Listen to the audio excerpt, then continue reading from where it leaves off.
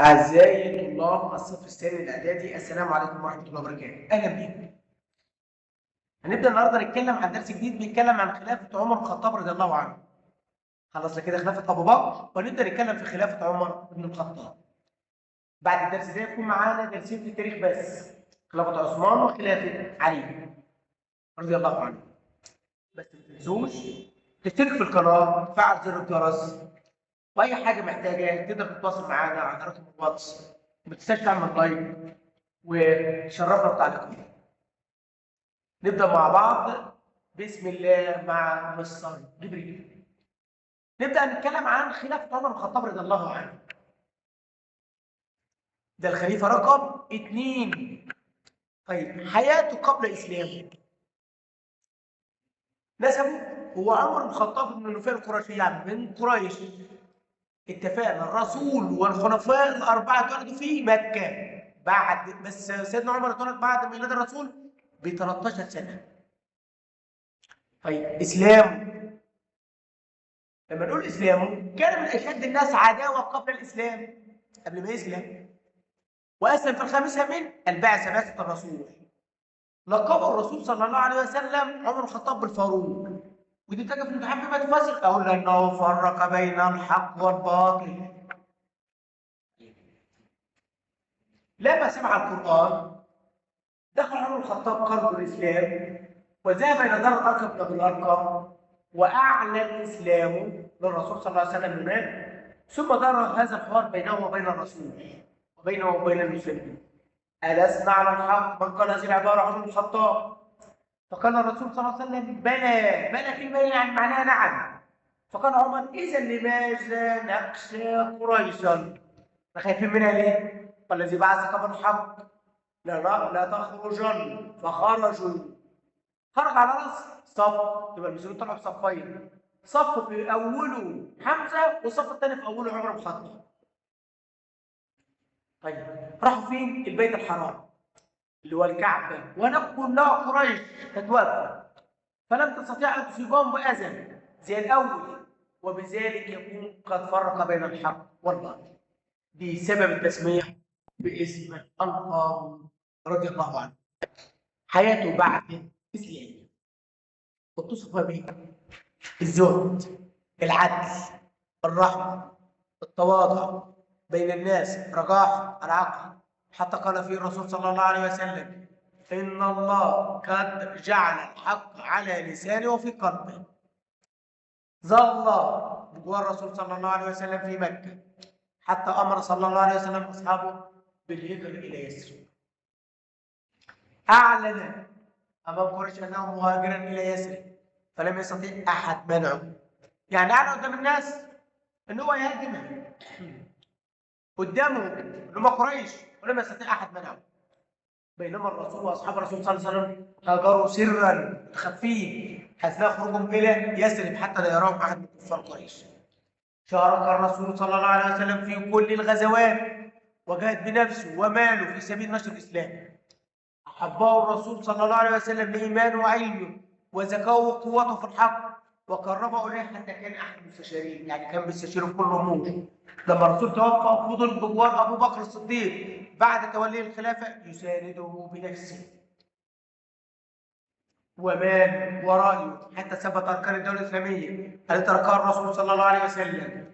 ما تنسوش ان عمر بن الخطاب الذي اشار على ابو بكر الصديق بجمع القران الكريم عندما مات عدد كبير من حافظ القران الكريم في حرب الرده او المرتدين. طيب نبدا بقى في خلافته رضي الله عنه وخلافه عمر ابن الخطاب رضي الله عنه. اتولى الخلافه من عام 13 لحد 23 هجريه. طيب عندما مرض ابو بكر استشار الصحابه في اختيار عمر فوافقوا جميعا. اذا تم اختيار عمر على نظام الشورى، لان ابو بكر استشار الصحابه والصحابه وافقوا على ان يكون خليفه عمر. بعد وفاه الصديق بيعه المسلمون على السمع والطاعه، وخطب فيهم مبينا الاسس والمبادئ التي سوف يحكمون عليها، وهي العدل، الرحمه، الزهد والتواضع. نحل كده الاسئله دي مع بعض بما تفسر. لقب الرسول صلى الله عليه وسلم عمر بن الخطاب بالفاروق، لأنه فرق بين الحق والباطل. صح ولا غلط؟ مع تسويب الخطأ. شارك عمر بن الخطاب في كل الغزوات ما عدا غزوة بدر. غلط. هو شارك في كل الغزوات. ولد عمر بن الخطاب في المدينة. غلط. في مكة. طيب سأل عمر رسول الله وأبو بكر في حياتهما أو في حياتهما. طبعا الإجابة صحيحة. بعد كده دلل على شجاعة عمر بن الخطاب وتحديه لقريش عندما هاجر عمر ابن الخطاب هاجر علنا أمام قريش. طيب من يكون أشار على أبو بكر الصديق بجمع القرآن الكريم؟ سيدنا عمر بن الخطاب، عمر ابن الخطاب رضي الله عنه. نكمل كده مع بعض أهم أعمال خليفة عمر بن الخطاب. تعال نشوف أعماله. إنشاء الدواوين، وضع التقويم الهجري، إنشاء المدن، الفتوحات الإسلامية. إنشاء الدواوين، كلمة ديوان يا جماعة الديوان اللي هو الدفتر أو السجل بيساوي عندنا دلوقتي زي الوزارة. عمل ديوان بيت المال، وعمل ديوان الجند، وعمل ديوان العطاء، وأنشأ نظام الحزب. بنقول عمل ديوان بيت المال، ده يساوي وزارة حاليا، يساوي وزارة إيه؟ المالية. طيب عمل ديوان الجند، وده يساوي حاليا دلوقتي إيه؟ الجيش. طيب عمل ديوان العطاء، وده زي وزارة الشؤون الاجتماعية بتاعت الفقراء والمحتاجين. طيب وعمل نظام الحسبة دي بتلف في الأسواق زي وزارة التموين، تشوف المكاييل والموازين وتدعو الناس إلى الأعمال الحسنة وتنهاهم عن الأعمال السيئة. طيب نتكلم بعد كده التقويم الهجري. اتخذ عمر بن الخطاب رضي الله عنه من هجرة الرسول من مكة إلى المدينة بداية للتقويم أو للتاريخ يؤرخ بداية الهجرة الذي يؤرخ به المسلمون إلى اليوم، اللي هو التاريخ اللي احنا ماشيين بيه. الفتوحات. بعد كده نتكلم عن إنشاء المدن. أمر عمر بن الخطاب قادة الفتوحات الإسلامية بإنشاء مدن جديدة. طب ليه؟ بما تفسر أن تكون مكانا يجمع المسلمين وجيوشهم. من أمثلة هذه المدن مدينة الفسطاط بمصر، مدينة البصرة والكوفة بالعراق. طيب وادي مثال لمدينه الفسطاط على الخريطه، وادي الكوفه والبصره في العراق. خلينا كده نحل التمارين بسيط في ده الجميل ونشوف مع بعض. من اهم الدواوين التي انشاها عمر بن الخطاب ديوان الجند وديوان بيت المال. من اهم المدن التي انشات في عهد عمر بن الخطاب في مصر كان ايه؟ مدينه الفسطاط. طيب في العراق عند البصره وعند الكوفه. طيب بدأ تقوم الهجرة من هجرة الرسول من مكة إلى المدينة. طيب بما تفسر أمر خليفة عمر قادة الفتوحات الإسلامية بإنشاء مدن حتى تكون مكان لتجمع المسلمين، مكان لتجمع المسلمين والجيوش الإسلامية. آخر حاجة نتكلمها مع سيدنا عمر الخطاب هي الفتوحات الإسلامية. الفتوحات الإسلامية. طيب بقول لك استكمل عمر بن الخطاب الفتوحات التي بدأت في عهد الخليفة أبو بكر الصديق حيث تم في عهده. واحد، فتوحات بلاد الشام. طيب هنتكلم عن فتوحات بلاد الشام. أول معركة نتكلم عنها معركة اليرموك أو موقعة اليرموك. كان على الخريطة هنا أهي في بلاد الشام العام 13 هجريا 634 ميلاديا. الأطراف المسلمون ضد الروم. قائد المسلمين سيدنا خالد بن الوليد. النتائج انتصر المسلمين على الروم. النتيجة كمان الثانية غادر قيصر الروم، قيصر الروم اللي هو حكم الروم بلاد الشام. بعد معركة اليرموك قام الخليفة عمر بن الخطاب بتوليه قيادة الجيوش لمين؟ لأبو عبيدة بن الجراح، وعزل مين؟ خالد بن الوليد. بعد كده نتكلم عن فتح بيت المقدس اللي هي في فلسطين العام 15 هجرية. مين اللي فتحها؟ عمر بن الخطاب، وتسلم مفاتيحها عمر بن الخطاب. كتب الإعلان أمانا على أنفسهم وكنائسهم وأموالهم كما أمر الإسلام. يقول لي دلل على سماحة عمر بن الخطاب مع أهل بيت المقدس حيث أمنهم على أنفسهم وكنائسهم وأموالهم ولم يعتدي أحد من المسلمين عليهم. لمن تنسب هذه الأعمال؟ تعالوا نشوف كده تدريب مع بعض. قائد المسلمين في معركة اليرموك ده سيدنا خالد ابن الوليد رضي الله عنه. تم تسلم مفاتيح بيت المقدس وكتب لله امانا سيدنا عمر ابن الخطاب. ما النتائج المترتبه على معركه اليرموك؟ انتصار المسلمين، وبعدين مغادره قيصر الروم بلاد الشام.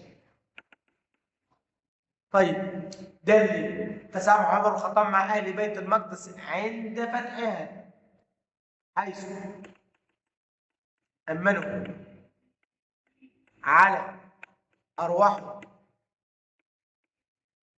وكنائسهم ولم يجبر احد على الدخول في الاسلام. نبدا بقى نكمل مع بعض فتح مصر. طيب فتح مصر برضه من ضمن كان تحت حكم مين يا جماعه؟ الروم.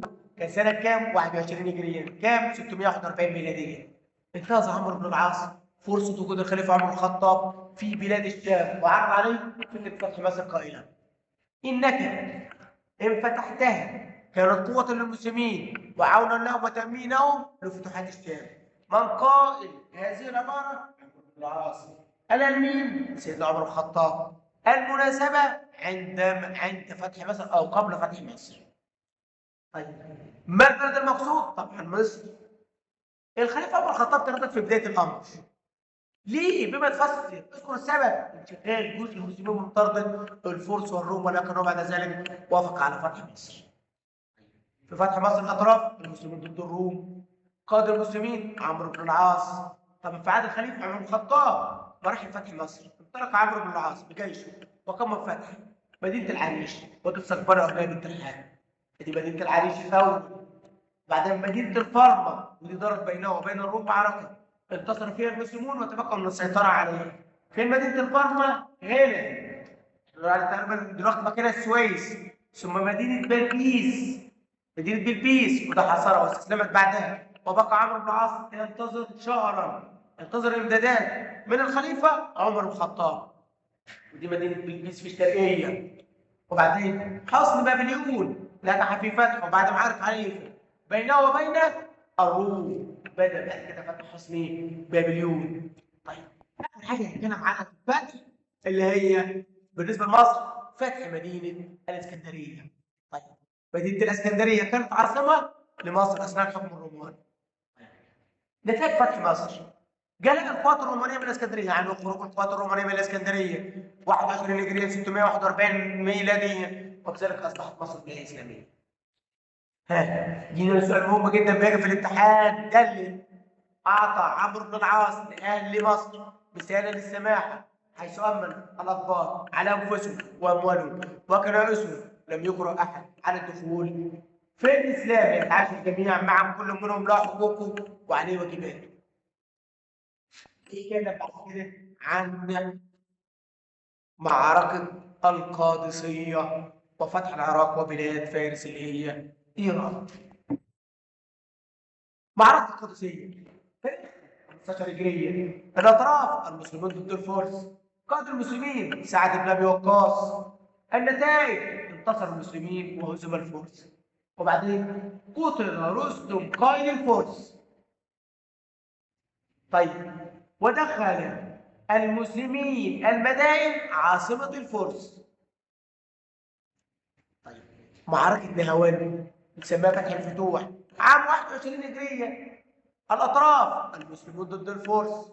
قائد المسلمين النعمان بن بكر. ونتائج انتصر المسلمين وهزم الفرس وانتهت دولة الفرس، ولذلك سميت بمعركة فتح الفتوح لانتهاء دولة الفرس. دي المدائن اللي حسبها معركة القادسية. ماشي. اللي تم فتحها المسلمين بعد معركة القادسية. وعندي طبعا ده كله معركة القادسية كان مقيادة مين؟ سعد بن ابي وقاص. وبعدين معركة نهاوند اللي سميت بفتح الفتوح كالقائد بتاع النعمان بن بكر، وده من الصحابة. اكمل كده التاني. القادسية. الأطراف مين؟ المسلمون ضد الفرس. طيب نهاوند برضو المسلمون ضد الفرس. قائد المسلمين هنا سعد ابن أبي وقاص. قائد المسلمين هنا النعمان ابن مقرن. طيب النتائج: انتصار المسلمين ودخل العاصمة اللي هي المدائن هنا. انتصار المسلمين وانتهاء دولة الفرس، ولذلك وانتهاء دولة الفرس، لذلك سميت معركة نهاوند بفتح الفتوح. استشهد عمر بن الخطاب. طبعا احنا عندنا اخر حاجه استشهاد سيدنا عمر بن الخطاب كان على يد ابو لؤلؤه المجوسي. على يد ابو لؤلؤه المجوسي في عام 23 هجري. اعطى عمرو بن العاص مثالا لاهل مصر في السماح حيث منعهم على ارواحهم واموالهم وكنائسهم، ولم يجبر احد على الدخول في الاسلام. كده نكون خلصنا الدرس ومعانا التدريبات. المره الجايه باذن الله ان احتجتوا التدريبات تقدر تتواصلوا معانا على رقم الواتس اللي عندكم اللي هو 0111 692 647 اللي هو عندنا دلوقتي موجود قدامنا اهو. وتقدر تبعت لنا في التعليقات اللي انت عايزه. وبس ما تنساش تشترك في القناه وتعمل لايك وتفعل زر الجرس. والسلام عليكم ورحمه الله وبركاته.